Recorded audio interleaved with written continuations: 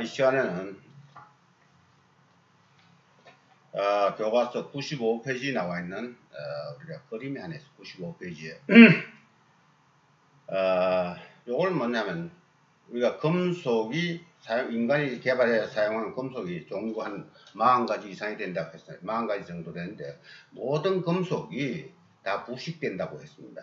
근데 부식, 여러분들이 교과서 앞쪽을 많이 2장은 부식 이론인데, 부식 방식 이론인데, 이론은 어디까지 이론입니다. 이론과 실제를 보면은 거의 맞지를 않는 수가 많이 있습니다. 근데 이론이 또 가치가 없느냐? 충분히 또 가치가 있습니다. 부식 방식 이론을 우리가 방식 이론은 부식 이론을 근거로 해서 만들어진 게 방식 기술이다, 이렇게 생각해야 됩니다.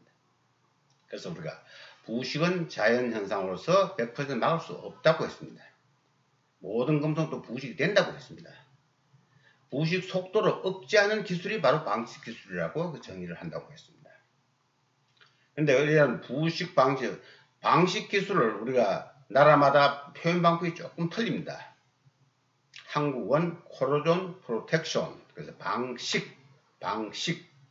일본은 방청, 럿 프로텍션, 방청이라고 얘기하고, 미국은 부식 억제, 그래서 코로존 컨트롤이라고 얘기합니다. 같은 부식 방지하는 그 기술을 방식공학, 코로존 프로텍션 방식공학을 우리가 이렇게, 한국은 방식, 일본은 방청, 미국은 부식 억제, 코로존 컨트롤, 이렇게 얘기를 한다.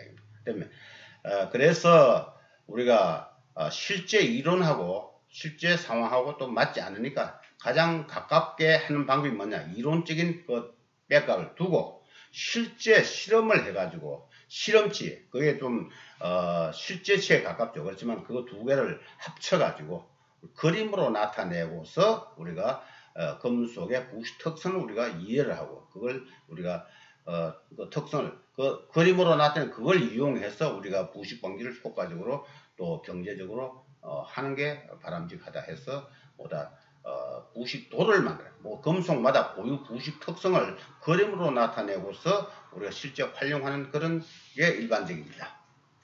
여러분 책에 지금 현재 화면에 보시는 것은 Y축은 금속의 전위 포텐셜, X축은 그 환경성의 폐하를 두고 XY 좌표상에다가 그 금속의 특성을 이론적으로 계산을 하고 또 실험을 해서 나온 결과치를 그림에 표시해서 우리가 판단하는 그런 방법을 누가 했느냐, 블란스 푸베라는 사람이 이걸 개발했다 해서 이게 푸베 다이아그램 또는 Y축은 전이고 X축은 폐하기 때문에 어떤 금속의 전이 폐하도 그렇게 얘기하기도 하고, 또 금속 고유의 특성이다 해서 금속, 예를 요거는 금속마다 고유 전, 어떤 금속의 부식도 이렇게 나타나요. 이 세 가지 명칭이 있는데 지금 여러분 화면에 보시는 것은 전체 부식 손실의 90% 이상을 차지하는 철의 부식도입니다. 철의 부식도.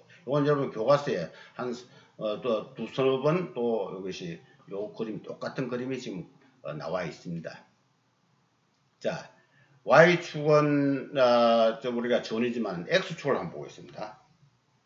X축에서 제로는 뭐냐, 폐하에서 제로는 강산, 그 다음에 14는 강알칼리. 그거는 뭐냐면 산과 그 중간에 7은 중성입니다. 폐하 7은 중성입니다. 그때는 뭐냐면 산에서는 H 플러스 이온이 많을 때는 산이고, 상대적으로 OH 마이너스 성분이 많으면 알칼리를 하는데, 그것이 수소 이온, 플러스 이온, OH 마이너스이 같을 때를 중성이라고 해서 철을 잡고 있습니다. 자, 중성 수용호에서 철은 어디 있느냐? 요게 화살표 3개가 모여 있는 그 점이 뭐냐면 바로 중성 수용호에서 철에 부식되는 그 상태를 이제 나타냅니다. 그때 그 전위는 전위 보면은 마이너스 0.65V가 있습니다. 그래서 마이너스 0.65V를 전 세계적으로 뭐라 하느냐? 철이 부식되고 있다. 철의 부식전위. 또 신이 부여한 전위다. 철의 자연전위. 해서 마이너스 0.65 저기에서는 부식력에 있다. 그래서 철은 중성 수용에서 담겨 있으면 부식이 된다. 그렇게 우리가 이 도표를 보고 읽을 수가 있고 이해를 할 수가 있습니다. 왜 그러느냐? 그에 대해서는 우리가 뭐 정확한 답은 없습니다.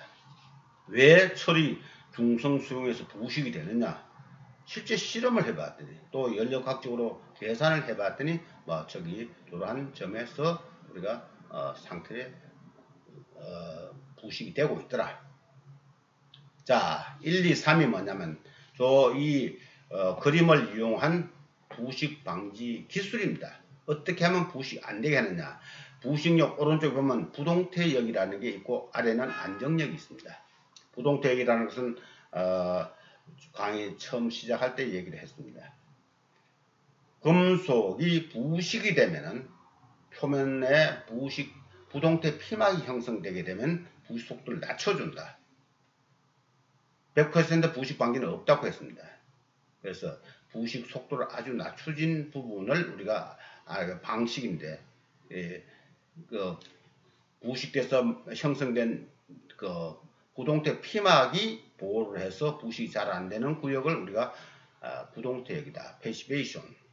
그 다음에 안정력이라는 게 뭐냐면 첫째 물이 닿으면 금속에 물이 닿으면 이온화가 돼가지고 철이 부식된다는데 또 안정력에서는 이온화가 일어나지 않았어. 부식이 안 일어난다 해서 안정력이라고 얘기하고 있습니다. 그래서 1번은 뭐냐면 방식 1번은 뭐냐면 전위를 높여서 부식되는 철의 전위를 높여서 부동태역으로 이끌어가면 저것도 부식 방지하는 이론입니다. 저걸 우리가 뭐라 하냐 전위를 높인다. 양극 방식에서 에노딕 프로텍션 그렇게 얘기를 합니다.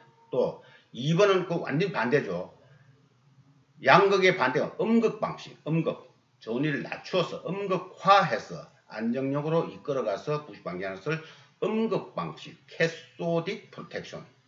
3번 알카리화. 알카리를 pH를 높이니까 또 부동태역으로 간다. 그래서 1, 2, 3이 우리가 방식할 때 5가지 이론을 우리가 내놓고 모든 부식은 이 5가지 방식 이론에서 부식을 방지한다 얘기를 하는데 1번이 그 중에서 전위를 높여서 하는 에노딕 프로텍션 이론이고 2번이 그걸 반대로 전위를 낮춰서 안정화시키는 이론을 또 두 번째 이론이고 3번 알카리화해서 pH를 높이는 것도 또한 방식 이론이다. 그 다음에 가장 중요한 것은 여러분들이 뭐냐 하면은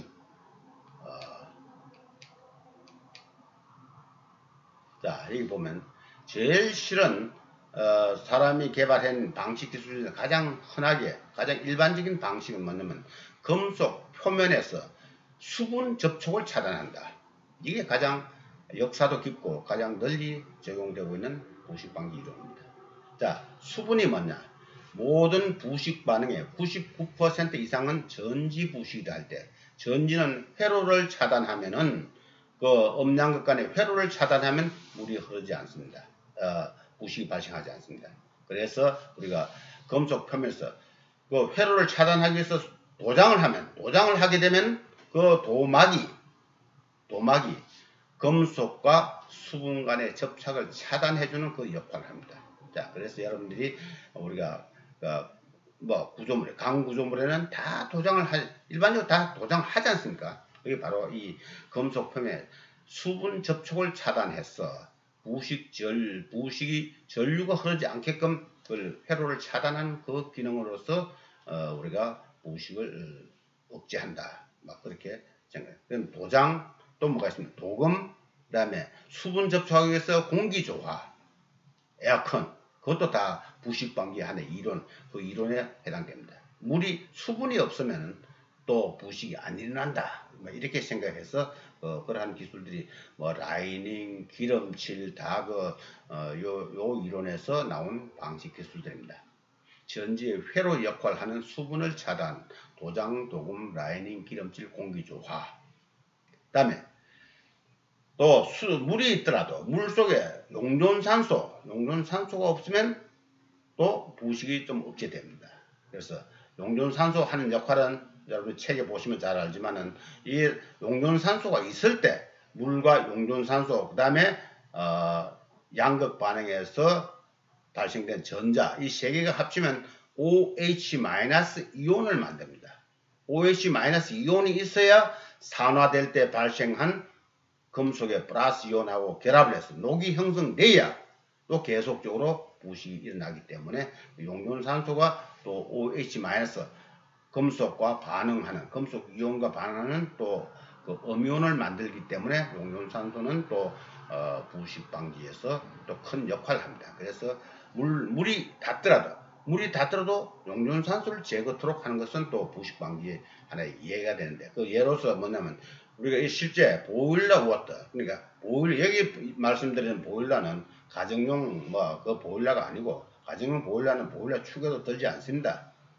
그냥 보일러 워터 또 고온 고압의 스팀을 만든다 또는 아주 고온의 물을 생산하는 그런 보일러는 법으로 보일러 물에 산소를 제거토록 규정이 되어 있습니다.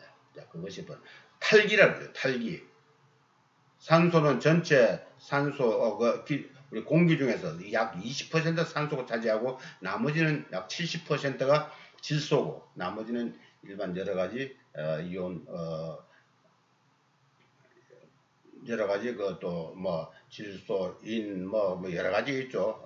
탄산가스 그런 게 또 차지합니다. 그래서 보통 우리가 산소를 제거한다는 것은 우리가 물에서 기체를 그런 말로서 탈기를 하고 탈기는 우리가 물리적으로 제거할 때 탈기라 그러고 또 화학적인 방법으로 할 때는 약품에 하이드라진 또 아황산 나트륨 이런 또 화학 약품을 넣어서 물속에 산소를 제거하는 그런 방법도 있습니다.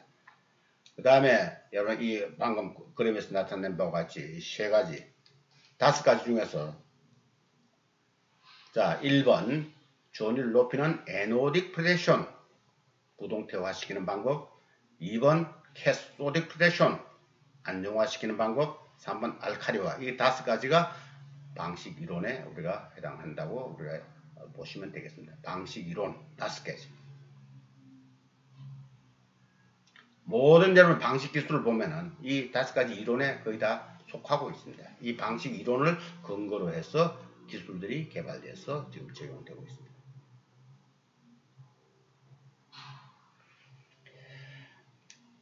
다음 시간에는 여러분들이 이 중에서 방식 이론에서 2번 전기 방식 이 2번을 우리가 이론적으로는 우리가 음극 방식이라고 정의를 내리는데 요걸 두고서 미국과 전 세계는 캐소딕 프로텍션에서 음극 방식이라고 얘기를 하는데 우리나라와 일본에서 먼저 그랬고 이 캐소딕 프로텍션을 우리가 전기 방식이라고 얘기하는데 전기 방식에서는 미국의 10가지 기술 자격증 중에서 전기 방식 전문 기술 자격증도 있습니다. 전기 방식만 또 전문적으로 우리나라에도 전기 방식 전문 회사가 제법 있습니다. 대표적인 것이 동양 전기 방식 주체에서 왕도 전기 방식 주체에서 삼공산 이렇게 얘기 들면 그 오코명이 전기 방식 출시 회사로 나옵니다. 그래서 한국 사람들은